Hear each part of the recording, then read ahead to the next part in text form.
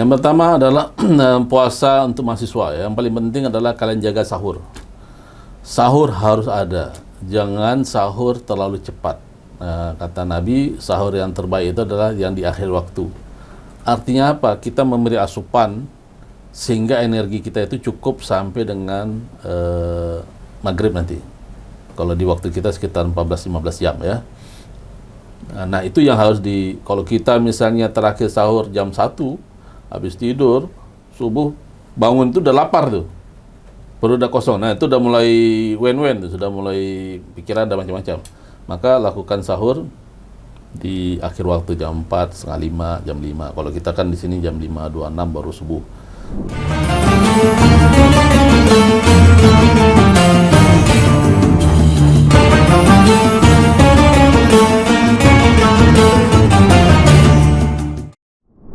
Assalamualaikum warahmatullahi wabarakatuh. Halo Sobat Akademia, bersama saya Salsabil Zainina di podcast Bening Ramadan. Dan kali ini kita kedatangan bintang tamu spesial kita, ada Bapak Tengku Kemal Fasya. Sobat Akademia, kali ini kita akan membahas mengenai apa saja sih keutamaan yang ada pada bulan Ramadan, yaitu berpuasa. Nah, pada kali ini kita akan tanya-tanya langsung kepada Pak Kemal selaku bintang tamu kita. Jadi nih Pak, dengar-dengar bulan Ramadan ini adalah bulan kita untuk memanen sebanyak-banyaknya pahala dengan amalan kita berpuasa. Itu gimana sih Pak definisinya? Baik, terima kasih Salsabil. Assalamualaikum warahmatullahi wabarakatuh. Hamdan syukranillah, salatan wassalaman ala rasulillah wa ala alihi wa sahbihi wa mawalah. Asyhadu an la ilaha illallah, asyhadu anna Muhammadar Rasulullah. Allahumma shalli ala sayyidina Muhammad wa ala alihi wa sahbihi wa dzurriyyatihi wa ummatihi ajmain. Sahabat Akademia, seperti pertanyaan dari Salsabil tadi, bahwa bulan Ramadan ini sebenarnya adalah bulan yang penuh maghfirah. Jadi bukan hanya penuh ampunan, tapi juga penuh dengan berbagai macam pahala ya. Itu sudah ditegaskan oleh Allah Subhanahu wa taala dalam Al-Baqarah 183, ya ayyuhallazina amanu kutiba alaikumusiyam kama kutiba alal ladzina min qablikum la'allakum tattaqun. Artinya, wahai orang-orang beriman, telah diwajibkan kepada kamu berpuasa seperti juga diwajibkan kepada umat sebelum kamu agar menjadi orang yang bertakwa. Arti dari ayat itu sebenarnya menyiratkan bahwa puasa itu bukan sebuah ibadah yang generik dari Islam ya. Kalau kita lihat bahwa dari agama-agama Ibrahim ya, Yahudi, Nasrani juga dikenal puasa. Nah, di Islam puasa ini kemudian dikhususkan di bulan Ramadan.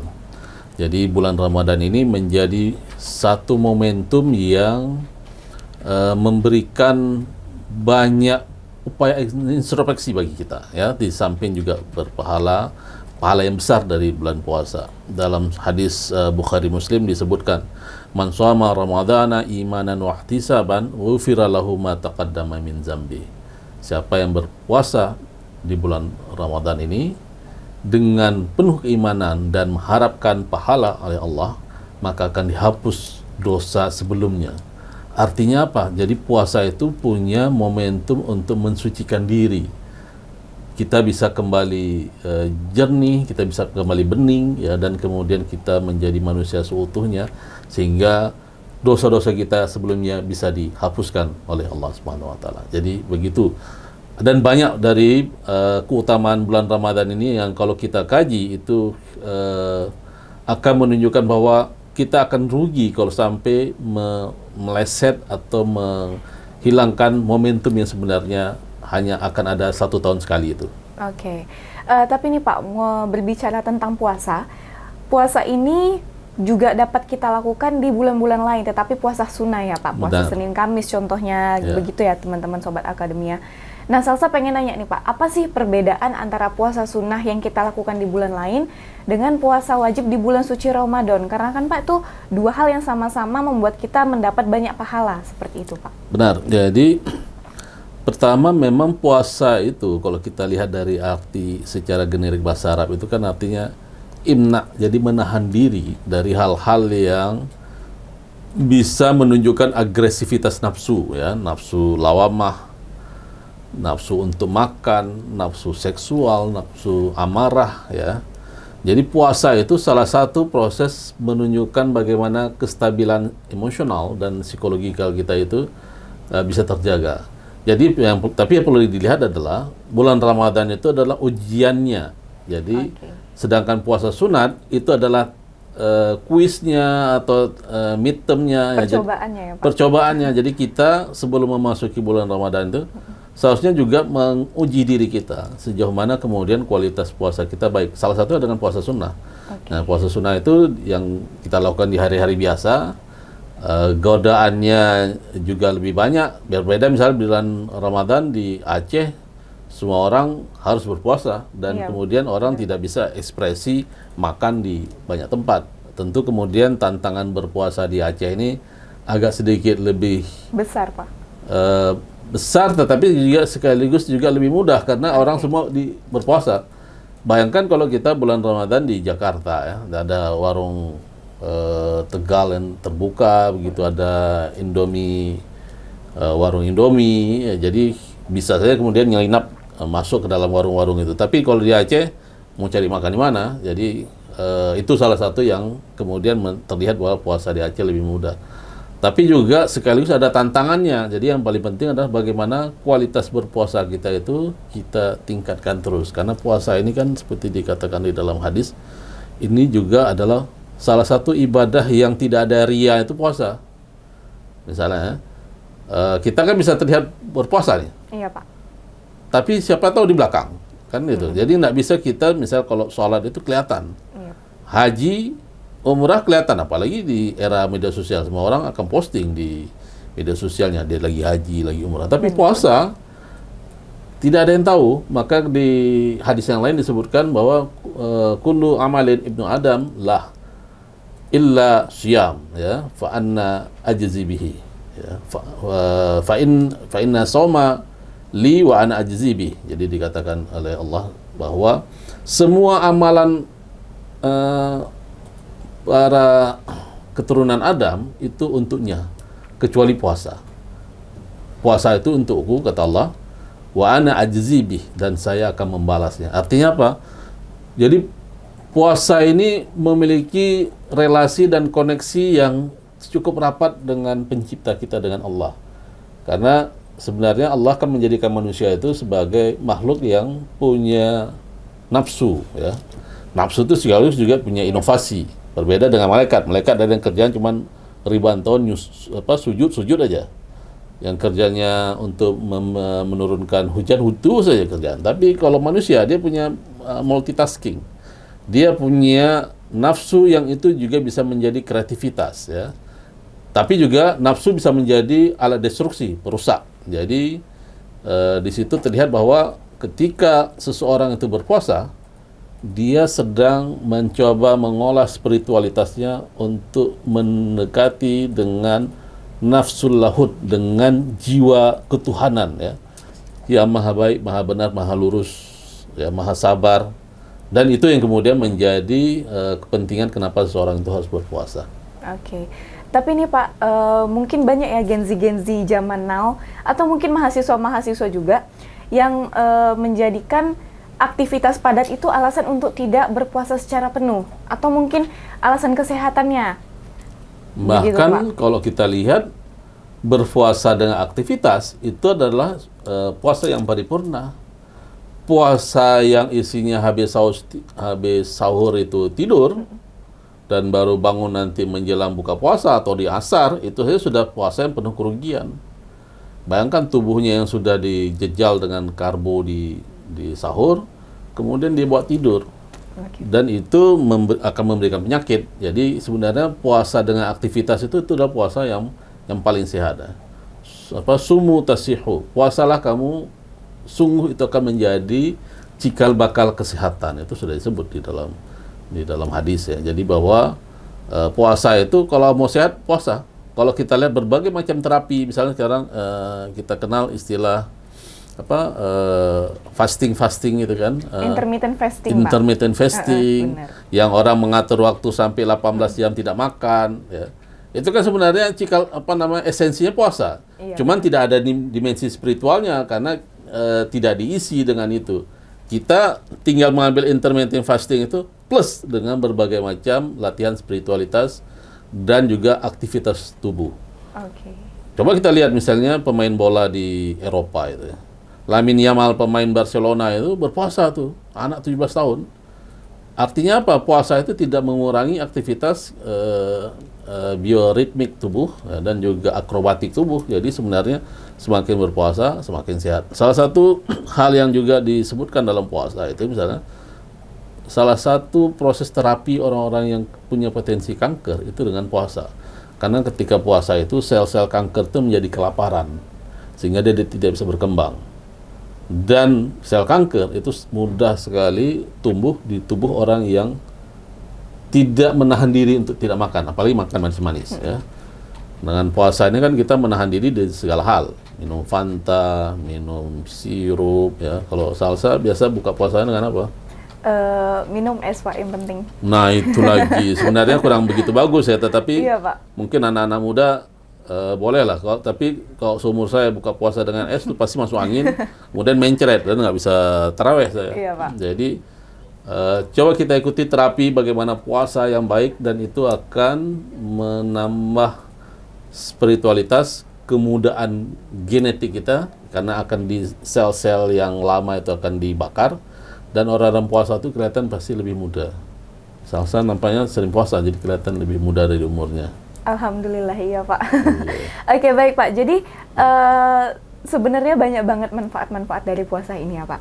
Nah tadi Salsa juga mau menyinggung soal hal-hal apa aja sih Pak yang menambah pahala kita di bulan suci Ramadan ini Pak. Selain dengan berpuasa, mungkin ada kegiatan lain Pak yang bisa Betul. kita lakukan. Jadi hadis yang saya sebutkan tadi, man shoma ramadhana imanan wa ihtisaban ghufira lahu ma taqaddama min dzambi. Artinya siapa yang berpuasa di bulan Ramadan dengan penuh keimanan dan mengharapkan pahala, maka dihapus dosanya. Tapi ada teks lain, juga hadis Bukhari Muslim. Man qama ramadhana imanan wa ihtisaban dan seterusnya. Artinya apa? Siapa yang menegakkan atau menjalankan bulan puasa, menegakkan, man qama itu menegakkan artinya atau menghidupkan. Artinya apa? Seluruh amalan-amalan yang baik yang terjadi di bulan-bulan lain itu dimaksimalkan di bulan puasa. Contoh misalnya tadarus. Kita perbanyak, kemudian jamaah di masjid kita perbanyak, mendengar ceramah kita perbanyak ya. Belajar. Nah, belajar juga kalau sekarang kan waktu belajar menjadi pendek. Sebenarnya dipanjangkan aja tidak ada masalah. Tapi mungkin dipendekkan agar ada manajemen waktu yang kita isi dengan ibadah mahdah dan kita isi dengan ibadah ghairu mahdah, misalnya belajar. Belajar itu juga dihitung sebagai pahala yang besar. Nah, jadi bisa diisi dengan berbagai macam. Bahkan juga disebutkan sekarang kan pergi haji kesulitan kita nih, Salsa kan? Iya Pak. Tetapi kalau kita umrah di bulan Ramadan itu sama pahalanya dengan haji. Artinya apa? Mungkin kita belum sempat haji, tapi kita punya kesempatan umrah. Maka banyak orang berlomba-lomba juga umrah di bulan Ramadan karena pahalanya itu sama seperti haji. Dan kita tahu bagaimana pahala yang meningkat ya, yang dikapitalisasi di bulan Ramadan ini menjadi sebuah keuntungan. Jadi harus kita hitung dari sejak pertama hilal sampai nanti 29 atau 30 di akhir puasa itu adalah prime time-nya yang harus kita manfaatkan. Rugi sekali kalau kita isi dengan tidur ya. Tidur nanti bulan lain aja lah. Bulan ini kita ibadah, olahraga juga jangan ditinggalkan ya, walaupun juga jangan diforsir terlalu keras ya. Agar kemudian manfaat kita untuk mengisi dengan peningkatan spiritualitasnya. Kalau kata Prabowo, retreat yang paling benar dalam Islam itu di bulan puasa ini dengan berbagai macam ibadah. Berarti retreat kita beda ya Pak? Ya, retreat kita beda sama retreat penguasa. Mudah-mudahan dan ini lebih bagus Iya, dipilih Pak. di sini ya. Baik Pak, jadi mengenai pahala tadi ya Pak, ini banyak nih sobat-sobat akademia mungkin yang saat ini sedang menonton, ada yang tarawih yang cuma 8 rakaat pulang Pak. Itu gimana tuh Pak tanggapan Bapak? Iya, lebih bagus memang. Jadi 8 rakaat lebih bagus dibuat daripada nggak sholat kan. Iya Pak. Tapi kalau diisi 20, bahkan kalau mau 36 seperti sunnah Umar bin Khattab, silakan saja. Semakin banyak semakin baik ya, bukan semakin minimalis semakin baik, tidak. Yang semakin minimalis semakin baik di bulan puasa ini adalah mepep-pep. Nah, itu jangan, itu diminimalis ya. Iya, Pak. Gibah, namimah, fitnah itu dikurangi. Lambe turah dikurangi di bulan ini. Yang dimaksimalis apa? Ibadah. Karena ketika kita sudah terbiasa beribadah intensif di bulan ini, di bulan lain menjadi enteng. Jadi jangan 8 aja dah. Iya boleh, 8 boleh, tetapi lebih kan lebih bagus. Kan Iya, begitu. benar, Pak. Mungkin alasannya mau ngerjain tugas siap ini. Oh boleh mau juga. ngapain apa, Mungkin kalau gitu, dia Pak. punya kesibukan, oke 8 daripada dia nggak sholat tarawih. Itu oke, dia 8 saja, kemudian dia isi dengan belajar atau ngerjain tugas. Boleh saja, nggak apa-apa. Karena juga ibadah puasa ini kan jangan sampai mengurangi produktivitas kita di hal-hal yang lain. Itu yang pesan yang harus kita dengar juga atau kita camkan di bulan Ramadan ini. Oke, baik Pak. Kemudian saya ingin menyinggung tentang bulan puasa dengan kegiatan mahasiswa-mahasiswa saat ini, Pak. Jadi mungkin banyak sobat akademia yang atau mahasiswa-mahasiswa lainnya yang merasakan keresahan berpuasa bersamaan juga dengan fullnya mata kuliah, Pak. Masuk ke kampus, panas-panas, atau mungkin kalau yang nggak ada motor sampai jalan kaki, itu gimana Pak tanggapan Bapak? Ya sebenarnya jangan sampai begini ya, puasa kita memang menahan lapar dan haus. Yang paling susah memang menahan haus itu.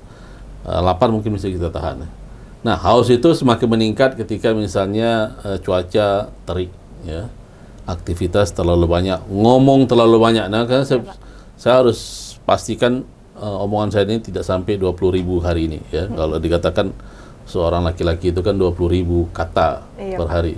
Perempuan bisa 30.000 karena perempuan lebih banyak. Itu kan. Nah, itu yang harus dijaga. Jadi kita betul-betul melakukan manajemen waktu. Di bulan puasa ini kita ukur semua. Jangan sampai kita terlalu lelah. Dan dosen juga jangan forsir juga dong mahasiswanya. Sayangi juga dong mahasiswanya ya. Jangan dikasih tugas terlalu banyak di bulan puasa. Lagi pula kan ujian masih jauh ya. Masih, Pak. Masih jauh. Ngapain mahasiswa dijejal dengan sesuatu yang memberatkan di bulan Ramadan. Tetapi bahwa perkuliahan tetap dilakukan. Cuman waktunya diperpendek, jangan terlalu panjang. Nanti sebagian waktu bisa diisi dengan tadarus sehingga perasaan kuliah di bulan Ramadan ini betul-betul gembira sekaligus juga berpahala. Oke, baik. Kemudian nih Pak, masih mengenai soal keimanan ya Pak. Kadang-kadang nih ya Pak, maksudnya kalau 10 hari Ramadan kita masih fokus ibadah. Selanjutnya nanti udah mulai bangun sahur aja udah mulai berat kayak gitu Pak. Nanti matahari lebih sering. Bener Pak, nanti subuhnya juga siap sahur tidur, subuhnya ketinggalan. Itu gimana sih Pak cara kita untuk tetap mempertahankan keimanan kita selama sepanjang bulan suci Ramadan ini Pak? Jadi yang perlu dilihat, semakin akhir bulan puasa, seharusnya ibadah itu semakin banyak. Kalau Nabi di 10 hari terakhir dia mulai ikat pinggangnya, dan dia itikaf. Maksudnya apa? Biar perutnya tidak terisi makanan terlalu banyak. Kalau kita semakin akhir, tali pinggang semakin melonggar kan. Iya, Pak. Dan kemudian yang lebih sering dituju di 10 hari terakhir adalah tempat perbelanjaan, beli kue, beli baju, beli sepatu, beli mukena. Nah itu jadi semakin terakhir seharusnya itqu minan nar, dihapuskan, dijauhkan dari api neraka. Semakin dekat kita dengan mall, Suzuya, macam-macam itu yang semakin menunjukkan bahwa kualitas berpuasa kita ada masalah. Jadi harus bisa dipahami bahwa salah satu esensi puasa itu adalah menjauhkan diri dari materialisme, dari konsumerisme. Ya, baju baru oke, tapi kalau nggak ada duit di tengah pemerintah sedang melakukan efisiensi, nggak ada baju baru bukan berarti tidak bisa berbahagia di bulan puasa, di Lebaran maksudnya. Jadi itu yang perlu dilihat. Semakin akhir pacuannya harus semakin kuat. Seperti orang maraton itu di awal dia lambat, tapi semakin mendekati finish dia maksimalkan tenaga pikirannya sehingga dia bisa menjadi juara. Nah itu yang kita kejar agar kita semua menjadi orang-orang yang pemenang di Lebaran nanti, di Idul Fitri. Ya, itu disebutkan la'allakum tattaqun. Semoga kamu menjadi orang-orang yang bertakwa. La'allahum yarshudun. Semoga kamu menjadi orang-orang yang mendapatkan petunjuk. Jadi orang yang mendapat petunjuk apa? Berarti dia sudah tahu jalan hidupnya. Dia nggak belok-belok. Ya. Dia nggak jatuh ke tempat minuman, ya. Dia nggak tergoda nanti makan di siang hari. Udah selesai.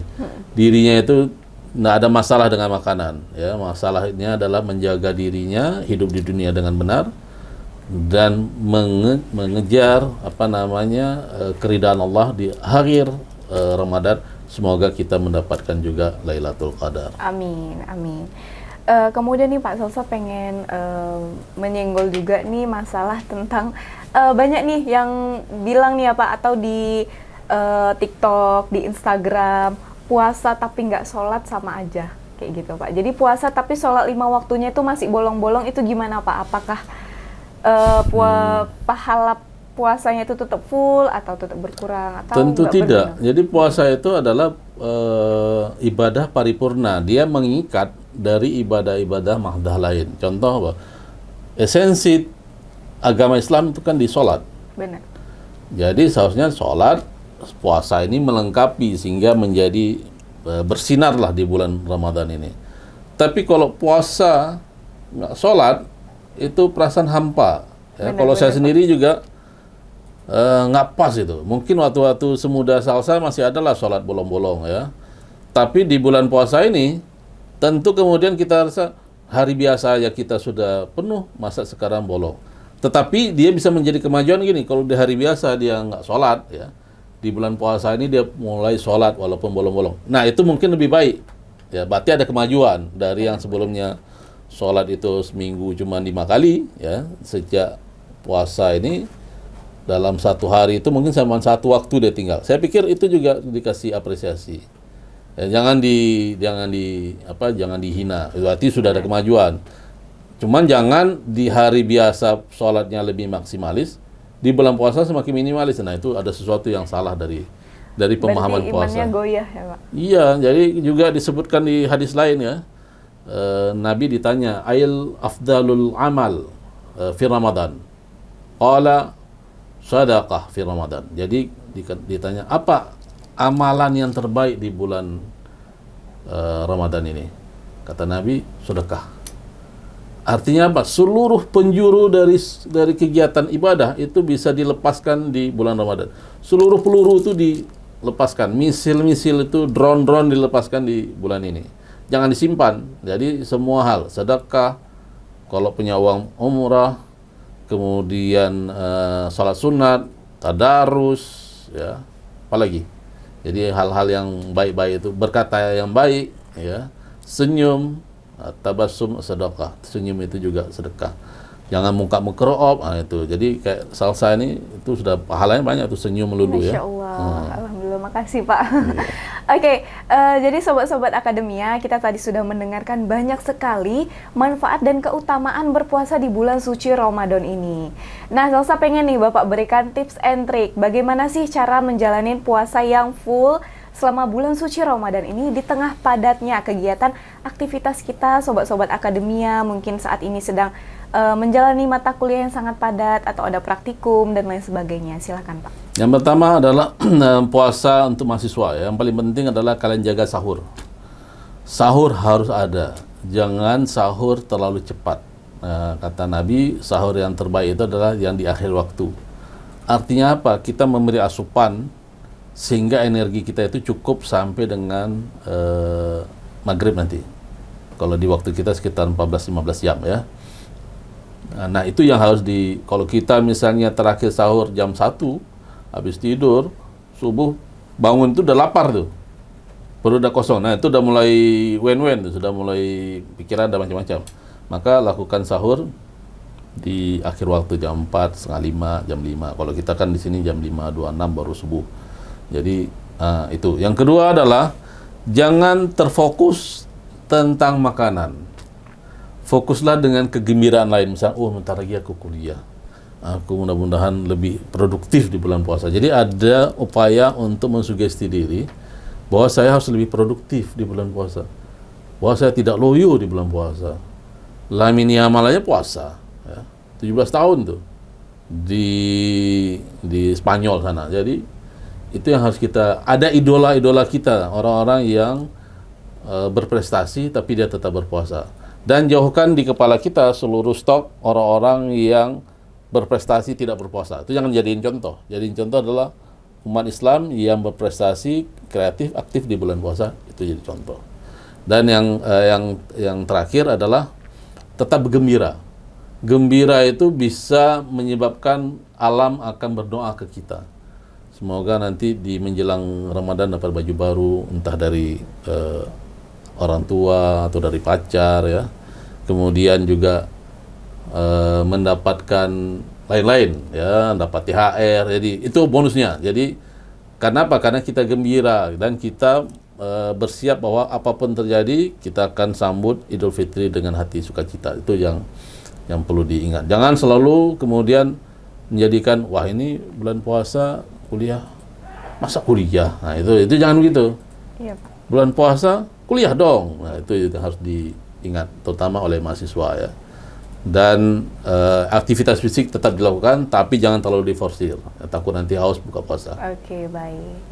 Terima kasih Bapak untuk Sama-sama. penjelasannya mengenai keutamaan puasa dan menjadi bintang tamu spesial kita pada Bening Ramadan pertama kali ini. Kepada Bapak Teguh Kemal Fasya saya ucapkan terima kasih banyak. Sama-sama. Dan kepada Sobat Akademia, jangan lupa untuk subscribe dan like Unimal TV. Dan saya sarankan untuk menonton ini 15 menit sebelum berbuka puasa. Saya Salsabil Zainina sebagai host hari ini ingin mengucapkan selamat menunaikan ibadah puasa 1446 Hijriah. Taqabbalallahu minna wa minkum taqabbal ya karim. Assalamualaikum warahmatullahi wabarakatuh. Waalaikumsalam.